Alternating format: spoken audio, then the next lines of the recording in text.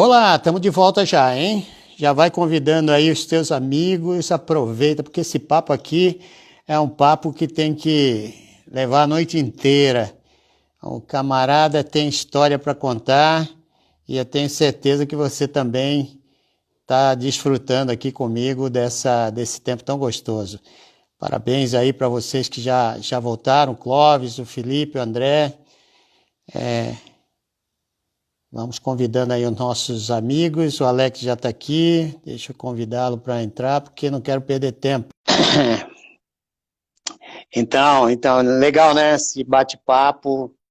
Eu gosto muito de conversar essas coisas, porque você prova aí que Deus, quando Ele cria a gente para um propósito maravilhoso, que é expor a nossa vida através da vida dele em nós. Olha que coisa linda. Alex, você está aí, filho? Oi, tô, tá me ouvindo?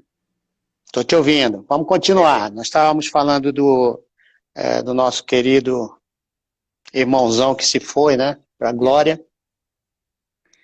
Então, Bom, continua aí. aí ela me perguntou, a Neuza Tchaca me perguntou o que que eu faço agora. Eu falei, primeira coisa é não contar para ninguém, porque senão vai chover de gente querendo abordar ele do meio cristão e nós já tínhamos tido várias dores de cabeça com muita gente querendo entrar no circuito só para ter um atleta famoso para promover a sua própria paróquia. E outra coisa, ele precisava ser discipulado urgentemente, porque ele era só um recém-nascido na fé. Para aguentar um mundo tão barra pesada que nem da Fórmula 1, ele ia precisar crescer muito rápido. E a gente conseguiu manter isso em segredo. Eu fiz alguns encontros de discipulado com ele. E não foram muitos, porque ele tinha uma agenda assim, o cara que É, está em todos os cantos do mundo todo fim de semana.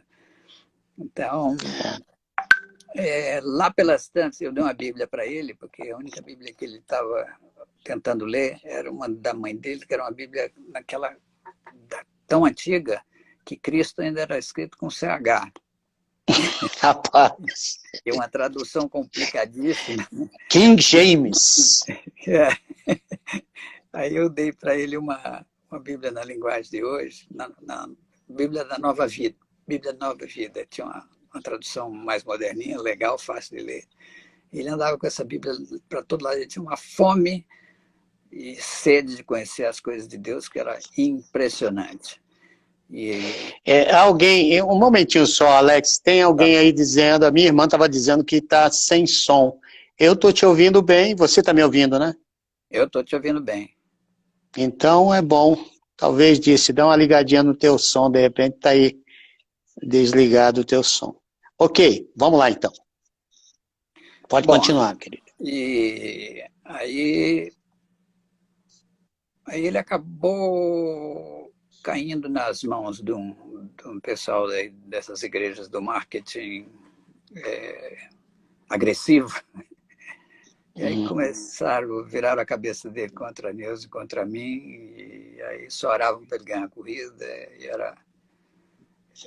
e aí parou de crescer espiritualmente. Então ele dava umas derrapadas assim no procedimento, diferente do discurso. O discurso era, nesse livro que eu vou falar para vocês, que tem o testemunho dele, eu escrevi uma lista enorme dos provérbios de Ayrton Senna, as coisas que ele disse na Puxa, vida. que legal.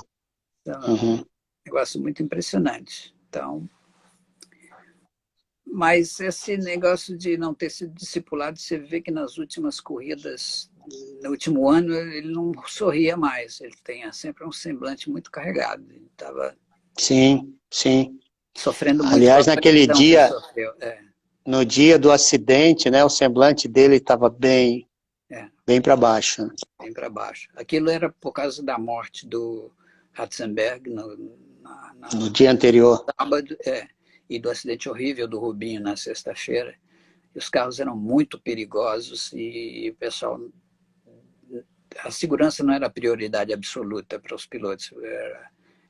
Ela era sacrificada em prol do rendimento. Só se pensava Sim. em ser mais veloz e comprometendo a segurança. E ele abraçou essa causa. Então, ele estava muito frustrado e bravo porque os dirigentes não levavam ele a sério. Então, e Poxa vida. abalado com a morte do companheiro. Então, E uma irmã tremenda, né? Ele tem uma irmã tremenda que até hoje tem sido uma bênção para o Brasil inteiro, né, rapaz? com a Fundação Ayrton Senna, que Sim. foi uma ideia dele.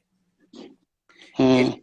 Ele que concebeu isso, de fazer uma fundação para auxiliar crianças com problemas de falta de recurso, até para sobreviver. Então, o Instituto Ayrton Senna nasceu na cabeça dele e a Viviane abraçou essa causa e tem feito um trabalho fantástico. Bacana. Agora vamos então entrar nessa questão dos atletas de Cristo. Você foi então escolhido para ser o líder de atletas de Cristo. O que é atletas de Cristo? Porque eu acho que deve ter gente aí que não teve tanto contato. Eu tive muito, conheço demais, conheço o Abrão, o Abraão Soares, né? Isso. Esse homem foi meu companheiro de escritório lá no Rio de Janeiro, rapaz. Durante um tempo, né? E a gente conversava muito, falei bastante em reuniões de atletas de Cristo, mas eu queria te ouvir agora, porque o Cristo Salva entrou nos atletas de Cristo. O Cristo Salva era o meu slogan, né? Aí, o Abraão Soares, vamos falar um pouco da gênese de Atletas de Cristo, bem rápido. O João Leite, goleiro do Atlético Mineiro, se converteu e na lua de mel espiritual dele, ele foi procurar o Abraão Soares para trocar umas ideias. E aí o Abraão falou... Não, aí o João falou para o Abraão, escuta, eu me converti agora, eu estou muito feliz com Deus, ele tem feito maravilhas na minha vida, Jesus Cristo mudou minha vida, e eu vivi 22 anos da minha vida sem saber disso. E eu queria passar isso para os meus colegas. E quando Abraão Soares ouviu isso, quase caiu de costa. Ele tinha tido uma visão 10 anos antes, de que ele via assim, muitos atletas falando de Jesus nos estádios e fazendo reuniões nas concentrações, e o evangelho sendo pregado através do esporte. E quando o João Leite falou isso para ele, ele ficou, é de Deus. E aí eles começaram a fazer reuniões, e o Abraão ministrava as reuniões para o João Leite e uns atletas que o João levava, lá em BH. E logo, isso era um departamento da MPC. Mas aí, com o passar dos tempos, as coisas foram crescendo, que resolveram montar uma ONG chamada Atlético Cristo, registrada e tudo. E o Abraão Soares foi o diretor executivo durante vários anos, até que ele recebeu um convite para ir ser o diretor do Instituto Haggai no Brasil. Sim. E o Abraão estava saindo de Atletas de Cristo e colocou isso para a diretoria. E aí fizeram uma reunião, e aí nessa reunião estava o Ari Veloso, que era um dos conselheiros, falou, por que você não chamou o Alex para vir? E aí foi que eles me convidaram, e coincidiu com uma outra experiência que eu tive. Não vou contar porque vai ficar muito longo isso aqui. Mas quando eu estava bem no fundo do poço, Deus me tirou de lá e abriu essa porta logo em seguida. E aí eu falei, eu vou orar primeiro. Passamos um mês orando, eu e a Bárbara. E aí resolvemos entrar de cabeça mesmo. Deus nos deu uma clara direção que era para vir. E eu que estava plantando jojoba lá no interior de Goiás, onde eu esperava ter... Estava escondidinho lá atrás da montanha, Deus foi lá e te pegou. Dentro de um poço de 25 metros, instalando uma bomba e dando um fundo no poço. O que eu estou fazendo? Rapaz, Deus tem esses negócios com a gente, né? Ele vai buscar você quando você menos espera. E aí veio esse convite e a gente entrou de cabeça nisso e foi assim a coisa melhor que aconteceu na minha vida. Foram os anos de maior significado na minha vida. Né? Eu via aquele sinal que o pessoal fazia assim, fazia um gol, aí apontava para cima. Esse negócio era os atletas aprendiam isso em alguma reunião? Como é que funcionava esse negócio? Isso veio do fundo do coração, era a maneira deles se manifestarem. Depois eles viram o time da Coreia. Na Coreia tinha um time que chamava Hallelujah Soccer Team. Sim, eu tive contato na Coreia com esse time, no estádio lá. Isso. Então, quando eles marcavam um gol, eles ajoelhavam, apontavam para cima. Então, tudo Olha, isso foi inspirando. Deus foi fazendo umas coisas assim de geração espontânea no mundo inteiro.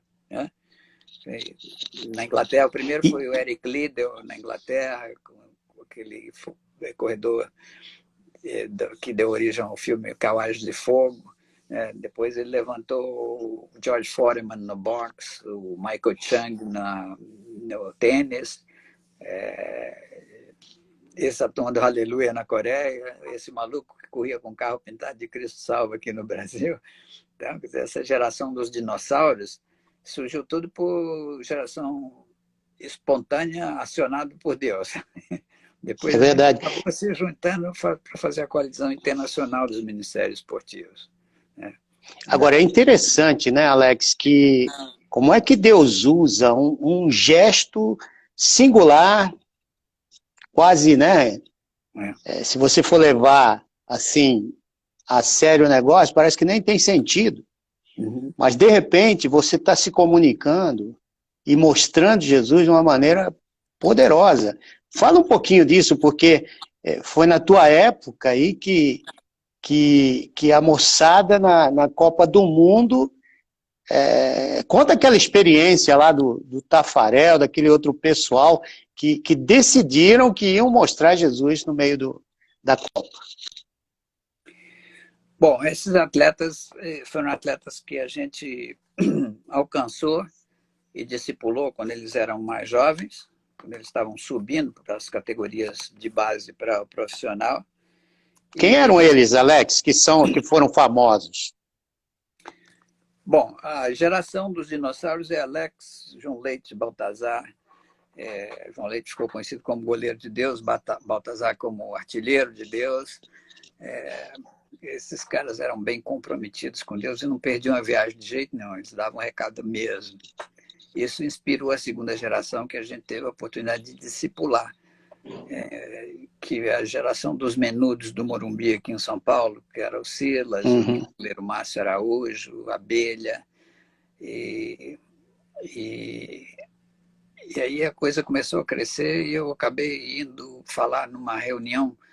O técnico Cilinho estava muito preocupado que os atletas eram muito jovens e o sucesso estava subindo muito rápido na cabeça deles, então eles levavam pessoas mais maduras, experientes, para falar palestras assim de engrandecimento pessoal, para dar o juízo para os garotos mesmo. Então, eu fui convidado a participar de uma palestra lá no Morumbi. Foi o Johnny Monteiro que me levou lá, que ele era o homem de frente aqui em São Paulo, de Atletas de Cristo. E eu fui com meio receio, falei, o que eu vou falar para esses caras?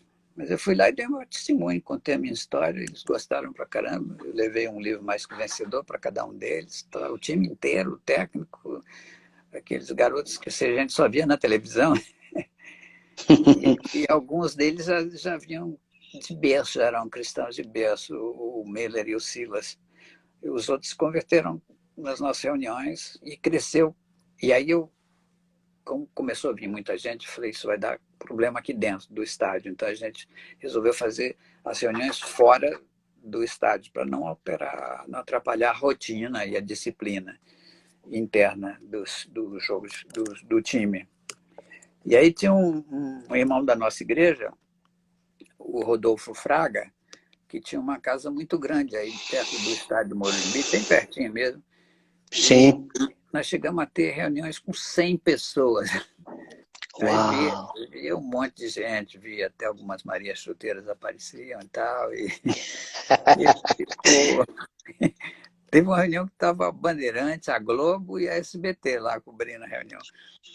Olha só. De repente, o Atlético começou a bombar na mídia, e eles dando recado. E esses atletas acabaram me convidando para ir com eles na Copa do Mundo como capelão. A primeira que eu fui foi a de 90, na Itália. Depois teve a de 94 nos Estados Unidos, quando a gente ganhou o Tetra lá. Essa foi uma experiência fantástica. Parecia que nós estávamos vivendo o segundo capítulo de Atos. Como assim, um engajamento, um compromisso muito sério com Deus, e eles tendo uma influência no resto do grupo. Né? Eram meia dúzia que vinham na reunião, mas e aquilo foi motivando a turma. Alguns conflitos internos foram resolvidos entre eles e mesmo, então foi muito positiva a experiência. Até escrevi um livro sobre isso aqui, Quem Venceu o Tetra, né? Tá aquela foto do Tafarel e o Baggio no lance final, né? Acho que esse aqui está melhor a foto. É inesquecível, né? Foi inesquecível esse evento. Quando eu vi Tafarel. ajoelhado e o Baggio lá todo miserável olhando para o chão.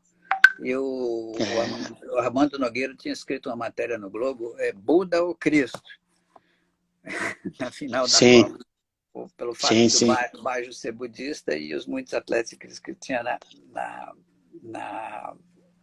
na reunião, né? E quando acabou Uhum. assim, a celebração, e eu peguei o avião de volta para o Brasil, tinha um jornal LA Times, assim, naquela bolsa na frente Sim. no encosto do assento dianteiro, e eu peguei o LA Times para ler, tava essa foto estampada, assim, bem grande, Uau. e o título da matéria é Tudo Acabou Assim.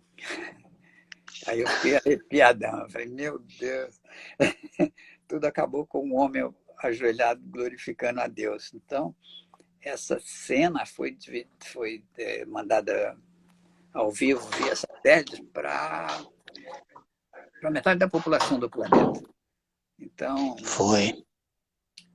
com um gesto, o Tafarel mandou uma mensagem. Então, isso é que é a beleza da linguagem universal do esporte. Porque desde a confusão das línguas na Torre de Babel, o idioma sempre foi um obstáculo para a proclamação do evangelho.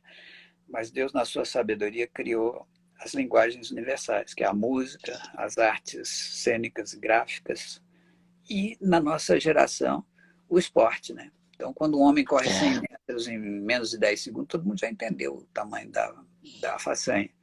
E o gesto do Tafarel valeu mais do que 1000 palavras. Essa experiência se repetiu Sim. na Copa do Japão e Coreia, em 2002. Quando Lúcio, Kaká e Edmilson se ajoelharam no meio do campo no fim do jogo para glorificar a Deus. Então, eles fizeram uma Você orientação. tem ideia do número de pessoas que viram aquela cena de alguém ajoelhado, dando glórias a Deus no meio de um campo, cara? 3 bilhões de pessoas. Naquela época era metade da Nossa. população do planeta. E aquela foi a maior audiência porque a China se classificou e só da China veio um contingente enorme de gente na Copa do Mundo de 2002. Que tremendo poder tem o esporte hoje para a evangelização, né, E eles estavam Alex? usando as camisetas ideologizadas que eu levei para eles, com um logo novo que a gente criou, que era Jesus Loves You. Sim, Jesus, o eu me coração. lembro. E quando eles deram um zoom no peito deles, quando eles se levantaram depois de orar, e eu vi aquilo no telão de Yokohama, assim, grandão mesmo, eu falei, Senhor, pode me levar, porque eu já cumpri a minha parte no trato que a gente fez. Então, o que eu pensava que ia fazer sendo campeão de Fórmula 1 não aconteceu comigo, mas aconteceu como por minha influência nos bastidores. Quer dizer, Deus me colocou numa coisa muito maior. Hum. Então, foi muito legal. Você já chorou em ver tudo aquilo que Deus estava fazendo através da tua vida? Teve alguns momentos assim de lágrimas? Aquele lá eram lágrimas de alegria, esse da Copa do Japão. Mas foram muitos momentos. Eu cheguei a ter mais alegria pela conversão de um atleta e a transformação na vida dele do que se eu ganhasse uma corrida de Fórmula 1, sabe? Uma alegria enorme, um senso de realização, de saber que Deus me fez ser o homem certo, no lugar certo, na hora certa. Então, se eu tivesse sido campeão do mundo, eu não teria tempo para essas coisas todas que Deus fez através da segunda carreira. Então, e eu fui muito mais útil que se eu tivesse sido mais um campeão do mundo de Fórmula 1, entendeu? Para os interesses do reino de Deus. Então, foi... E continua sendo. Isso eu tenho bem consciência, e isso é o que me anima a acordar todo dia de manhã. E a luta e cranear sempre novas ideias. Você voltou, você teve uma saída dos atletas, voltou para os atletas, você se tornou o presidente internacional, né, de um grupo que trata com esporte, né, Coalizão Esportiva Mundial, é isso mesmo? É a Coalizão Internacional dos Ministérios Esportivos. Então, durante 7 anos, Sim. eu fui o chairman. E nessa época eu viajava o mundo compartilhando a visão. E a coalizão que começou com um judeu americano chamado Eddie Wax, que foi mentor do Stan Smith, que foi campeão, foi número 1 no ranking da ATP de tênis. Sim. Que era cristão. Então, foi ali que ele viu também o que era o esporte como meio de proclamação do evangelho, e ele formou essa coalizão. E Atletas de Cristo naquela época foi considerado o melhor modelo de ministério esportivo no mundo inteiro pela influência que tinha na população do país do futebol, né? Futebol aqui é religião, como dizia o Armando Nogueira. E, logicamente, Deus também te deu a oportunidade de se tornar um escritor muito bom e excelente. Eu li os seus livros, tem sido uma bênção, né? E agora eu queria que você falasse um pouquinho do primeiro livro. O que te motivou? O primeiro livro que me motivou foi para eu não matar o meu chefe de equipe. Ele era um diário. Quando eu parei de correr, eu resolvi transformar o diário num livro. Chamava Mais que Vencedor. Ele foi uma autobiografia, e nessa autobiografia estava muita coisa que Deus fez na minha vida que serviu de exemplo para muitos atletas. E eu tenho aqui uma cópia da 3ª edição dele, e já como livro de autoajuda. Você pode ser campeão do mundo, como é que é? Mais que vencedor sem ser campeão do mundo. Lá Muito bom. Então, esse aqui é um livro já de autoajuda com L, ajuda do alto. Porque a autoajuda é muito limitada, ela é limitada ao que eu posso fazer por mim mesmo, e a ajuda do alto é ilimitada. Então, e esse livro foi o primeiro que eu escrevi. A primeira edição foi lançada no Salão do Automóvel de 81. Uau! No fim do primeiro ano que eu vivi no Brasil. Então, eu escrevi e lançamos pela editora Betânia naquela época, em parceria com a editora Abril. Então, ele foi lançado no Salão do Automóvel, no estande da Quatro Rodas, que publicou o primeiro capítulo na Quatro Rodas, e foi distribuído pela Abril nas bancas de jornal do Brasil inteiro. Foi assim que eu entrei no mundo da literatura. Depois passaram-se muitos anos. Eu comecei a escrever um outro sobre os atletas de Cristo com os quais nos relacionamos. Aí lançamos esse aqui. Coincidiu que a gente tinha combinado de fazer o levantamento dele para uma semana depois da Copa do Mundo de 94.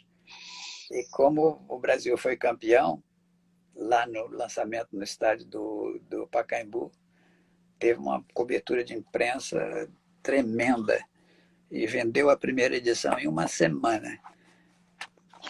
E esgotou porque a Mundo Cristão publicou poucos livros. Se tivesse... Só Deus sabe quanto a gente deixou de vender, porque a gente teve uma publicidade gratuita muito grande. Então, aqui tem as fascinantes histórias dos atletas que estão aprendendo a vencer na vida. E os atletas são Jorginho, João Leite, Baltazar, Silas, Mauro Madureira, Donato Batista Rojas, Jojó de Olivença, a Eliane Leite, que era do vôlei, que era namorada do João Leite, que é a esposa dele até hoje, o Bismarck, o Leba, irmão do Miller, o Anilton, o Celso Sampaio, o Amarildo, Zé Sérgio, Humberto Castilho e Soter. Nossa, um grupo fantástico, hein? Então eram os caras mais conhecidos da época. E foi muito bem. Tinha algum santista aí? Porque sabe como é que é, né? Tem que puxar a sardinha aqui. Tem algum santista que você conheceu, que foi um bom cristão, não? Aí eu fui fazer uma palestra na concentração dos Santos, lá na chácara dos Santos, ali onde eles faziam as concentrações. Aí eu dei um Devem ter te tratado muito bem lá, né? Aí, quando acabou, teve um jogador que chegou para mim e falou: Alex, você não vai fazer o apelo, não?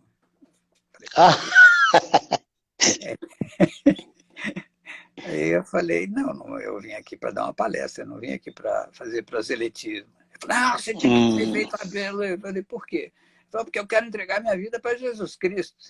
Olha só, cara, Eu que falei, legal. É mesmo? Ele falou: como é que eu faço?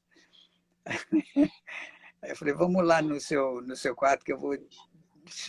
Vamos falar mais sério sobre isso.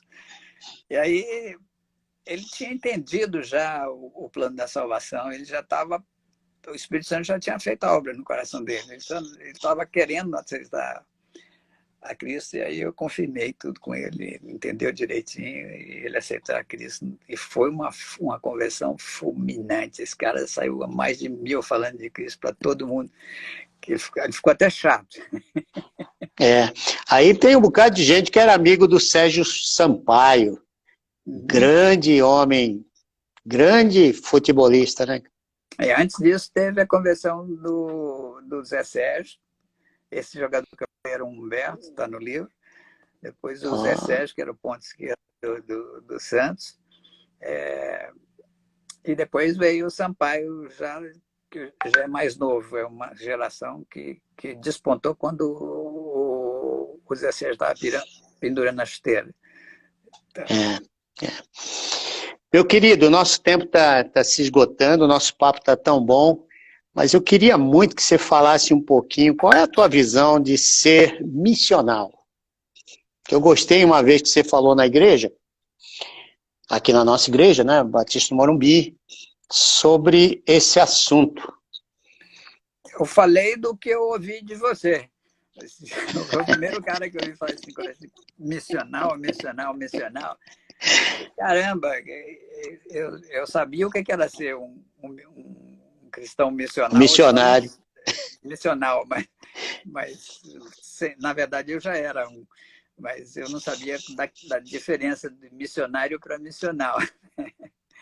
O missionário é aquele missionário tradicional que é chamado para ir prestar um trabalho, né? A diferença do missionário para o pastor é que o pastor fala de uma plataforma de credibilidade para uma audiência que sai de casa para ir ver o que o pastor tem a dizer. E o missionário é um cara que sai desse ambiente e vai levar o evangelho lá fora das 4 paredes da igreja, dizendo coisas que a pessoa de lá de fora nem sempre quer ouvir. É verdade. Então, Interessante, hein?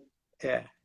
E o missional é o que faz a mesma coisa, só que em vez de largar tudo para ser um missionário, ele exerce a função de missionário no mundo de influência onde Deus plantou ele. Então, eu acho que esse modelo, cada vez mais, é o mais eficiente, porque ele já fala para um mundo onde ele tem uma certa influência, e em caso de ter dessas pessoas serem influenciadas, eles vão parar na igreja desse próprio missionário que apresentou Jesus Cristo para eles. Então, a pessoa já engata logo num processo de crescer espiritualmente muito mais rápido. Então, pensando nisso, isso calhou também com a estratégia que Deus tinha me dado para alcançar o mundo para Cristo, através da linguagem universal do esporte. Então, é o caminho da semeadura, que é feito pelo atleta, pelo esportista, que é o cara que tem credibilidade perante a sua torcida. E o caminho da colheita é desafiar o corpo de Cristo. Jesus Cristo falou, grande a seara, poucos são cearenses, não foi? Poucos, brincadeira, cearense, os ceifeiros.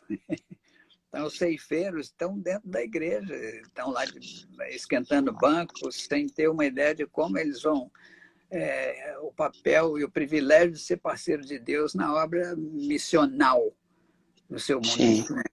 Então, pensando nisso, eu comecei trabalhando com os semeadores, alcançando, discipulando, mentorando, desafiando e visionando. E eles fizeram um bom trabalho. A Atlético Cristo teve um sucesso tremendo, a ponto de ser considerado pela revista Manchete um dos grandes fenômenos religiosos da década de 80.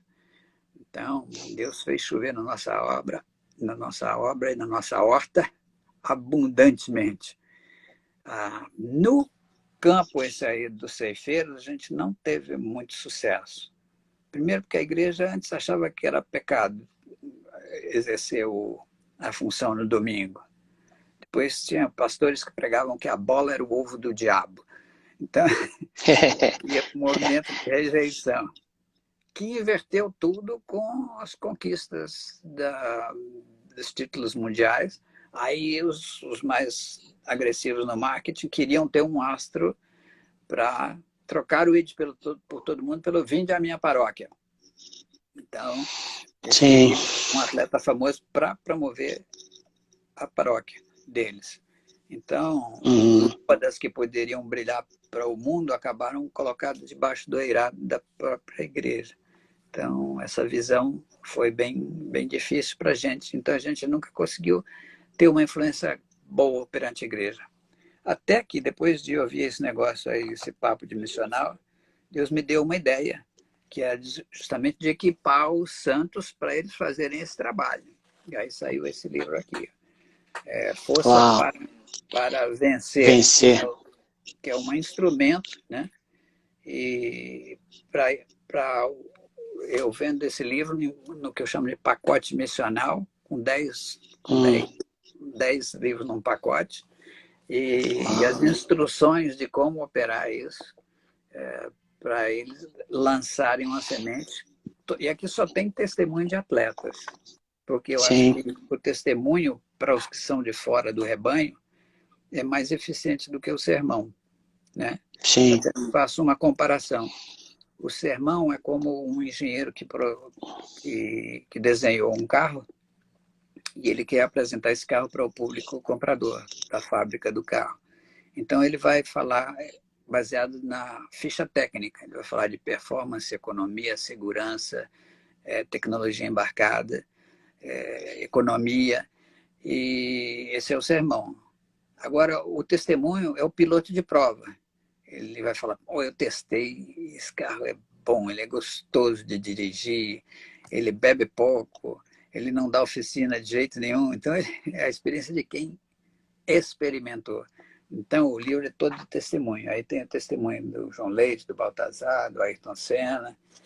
O capítulo do Ayrton Senna é Senna foi para o céu? Essa foi a grande pergunta depois do acidente, da morte dele, lá em Atletas de Cristo. Então, tá tudo aqui. O Então, Emerson, o Douglas estava insistindo aí, já perguntando sobre por que a gente não fala muito da conversão do Ayrton Senna. É bom ler o livro, né? você quer saber se ele foi para o céu? Tá aqui, ó, passa no posto de Ipiranga. Deixa eu Pega te o céu. perguntar, como é que eu faço para conseguir esses 10 livros? Meus amigos estão me perguntando isso aí. Na loja virtual de Atletas de Cristo, você pode entrar lá. E é isso. E eu passei a dar palestras nas igrejas, enfocando esse tema da igreja missional. Então, nas minhas palestras, foi muito bem recebido, até que a pandemia nos separou. Mas agora Por pode. exemplo, se meus amigos aí quiserem uma palestra, os pastores que estão aí, líderes de ministérios, quiserem uma palestra com você, é só entrar em contato comigo ou como é que fica? Pode ser com você ou com Atletas de Cristo, lá na página de Atletas de Cristo, Ok, www.atletasdecristo.org. Tá? tá, beleza. E o que mais que eu podia falar? Eu só queria que você deixasse agora É. um recado para essa gente aí, que te Uhum. ouviu até agora. Uhum. O que você diria para eles para fechar essa conta aqui? Olha, se Deus foi capaz de usar um cara maluco que andava 300 por hora falando de Cristo, de um púlpito que se movia a altas velocidades, no meio onde Deus plantou esse cara, ele pode usar você muito mais fácil, que não está num mundo profissional tão fora da curva, aparentemente, para falar das coisas de Deus. Então, e que vale a pena você exercer essa função de sal da terra, luz do mundo, bom perfume de Cristo, no meio onde ele te plantou, no laboratório de vida que é a tua vida, o teu trabalho, a tua turma, os seus alunos, os seus professores, seus fornecedores, seus clientes, obedecendo a ordem de Jesus Cristo, indo por todo mundo, anunciar o evangelho a toda criatura, fazer discípulos de todas as nações, ensinando-os a guardar todas as coisas que eu vos tenho ordenado. Essa é uma missão nobilíssima. Essa é a proclamação do evangelho é o órgão reprodutor do corpo de Cristo. Foi assim que a mensagem veio de geração em geração até a nós. E, no momento, isso tem sido bastante negligenciado. E é uma bobeira da nossa parte, como corpo de Cristo, não estarmos praticando isso. E é um privilégio. Os anjos lá em cima dariam qualquer negócio para estar fazendo essa função. E Deus escolheu se limitar às nossas próprias limitações humanas, mas nós não estamos fazendo isso na nossa força. Tem dois detalhes no ID por todo mundo que são esquecidos. O primeiro é o verso anterior, que diz: todo o poder me foi dado no céu e na terra. E depois anunciar. Ou seja, Jesus Cristo está delegando todo o poder e autoridade que foi dado a ele no céu e na terra. Então, essa é uma ordem, e essa ordem ele se encarrega de assistir pessoalmente, porque quando termina o verso lá, indo por todo mundo anunciar o evangelho por toda a criatura, batizando em nome do Pai, do Filho e do Espírito Santo, ensinando a guardar todas as coisas que eu vos tenho dado, vos tenho ensinado, e eis que estou convosco até a consumação dos séculos. Isso é o que eu chamo da teologia do hambúrguer. Em cima, imagina o hambúrguer. O pão de cima é o pão da vida. O que está no meio é a carne. Somos nós que vamos dar o recado. E o pão de baixo é ele mesmo, o pão da vida de novo. Delegando a função e garantindo que nós não estamos sozinhos nessa parada.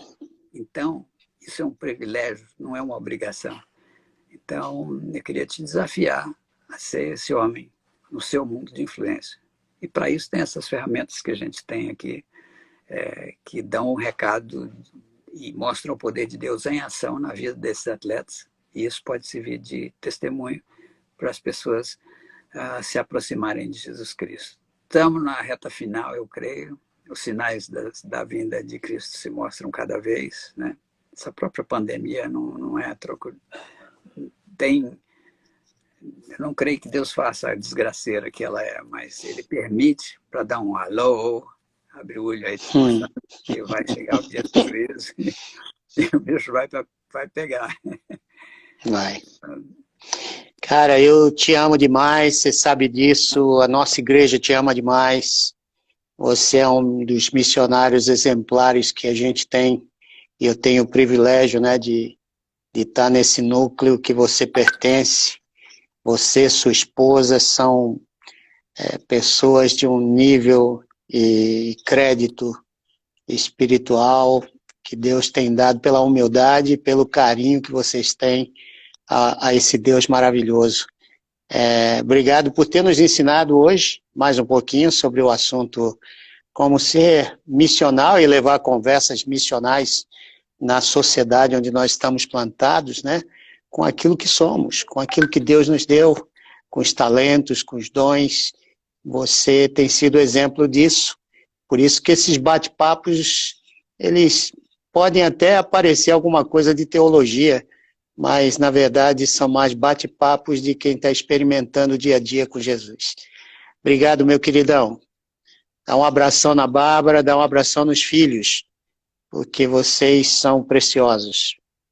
Obrigado, Deus abençoe muito. Obrigado pelo convite. E foi um prazer estar com você e o seu ouvinte. Olha, pessoal, vocês têm essa live, já está gravada a primeira parte, eu vou gravar agora deixando vocês aqui a segunda parte. Passa isso para os teus amigos. Vai enviando para quem você conhece, que gosta de esporte. Deixa esse pessoal. É uma forma de você se tornar missional. Passar essas lives que a gente tem trazido aqui para você adiante. Isso aí é a visão de Deus para esse tempo de pandemia e pós-pandemia. O que você vai fazer? Vai usando aquilo que Deus está te dando e dando para esses homens aqui que a gente vem trazendo, para você aprender e, ao mesmo tempo, passar adiante. Semana que vem, eu estou trazendo aqui o João Boca. Não sei quantos de vocês conhecem o João Boca. Ele trabalha com prostitutas e homossexuais, drogados, do centro de São Paulo. É um outro tipo. Nós saímos da Fórmula 1, agora vamos entrar lá na Cracolândia, aqui de São Paulo, e entender um pouco desse ministério também missional que Deus tem dado para algumas pessoas, né, fazer.